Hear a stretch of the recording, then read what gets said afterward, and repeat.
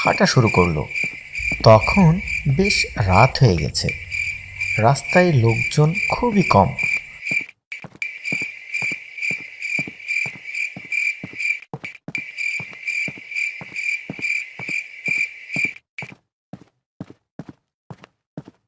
মোটু হাঁটতে হাঁটতে একটি নির্জন বনের ধারে রাস্তায় এসে পড়ল এবং সে বেশ ক্লান্ত হয়ে একটি গাছের নিচেই বসার জন্য এগিয়ে আসলো এবং এসেই গাছটিকে স্পর্শ করতেই মোটু একটি ভূতে পরিণত হয়ে যায়।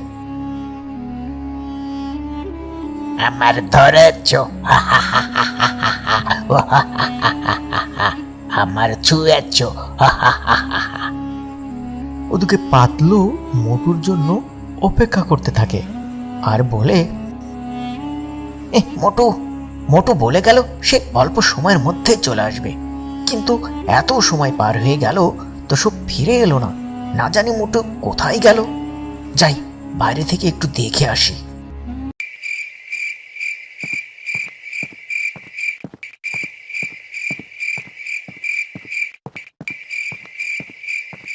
এই বলে পাতলু মোটুকে খুঁজতে খুঁজতে সেই নির্জন বনের ভেতরে গাছটির কাছে চলে আসে এবং সে মোটুকে দেখে খুব ভয় পেয়ে যায়। সে দেখে মোটু তো ভূত হয়ে গেছে। তখন, আরে ভয় পেও না পাতলু, আমি মোটু। আমি যখন এই গাছটাকে ধরেছি ওই গাছ তখন আমাকে ভূত বানিয়ে দিয়েছে। ও পাতলু, আমাকে বাঁচাও বাঁচাও, আমি আর ভূত হতে চাই নে। ঠিক সে সময় গাছ থেকে একটি অদ্ভুত আওয়াজ আসলো। ও আমাকে ছুঁয়েছে, তাই আমি ওকে ভূত বানিয়ে দিয়েছি। পাতলুর বুঝতে আর বাকি থাকলো না। সে বুঝতে পারলো এই গাছটি একটি জাদুর গাছ। তখন সে বলে, মোটু ভয় পেও না, এসব এই জাদুর গাছ করেছে। জাদুর গাছ, জাদুর গাছ, তুমি আমার মোটুকে ভূত থেকে মানুষ বানিয়ে দাও। তুমি আমার যা বলবে আমি তাই করব। তুমি মোটুকে আবার আগের মতো করে দাও। তখন ওই জাদুর গাছ থেকে আবার অদ্ভুত আওয়াজ আসে। তুমি যদি আমার প্রশ্নের সঠিক উত্তর দিতে পারো তাহলে আমি তোমার কথা মতো মোটুকে আবার আগের মতো মানুষ বানিয়ে দেব।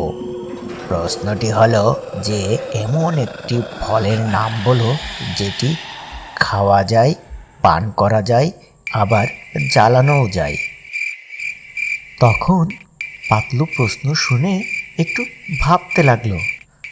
তখন গাছটি আবার বলল, তোমার সময় 10 সেকেন্ড।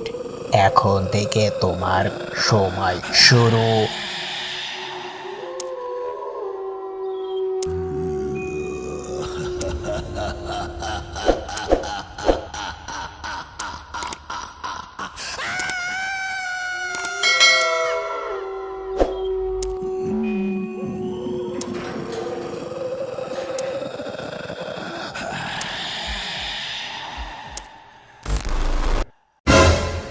নারিকেল, নারিকেল খাওয়া যায়, না তার পানি পান করা যায়, আবার সেটা জ্বালানি হিসেবেও ব্যবহার করা যায়।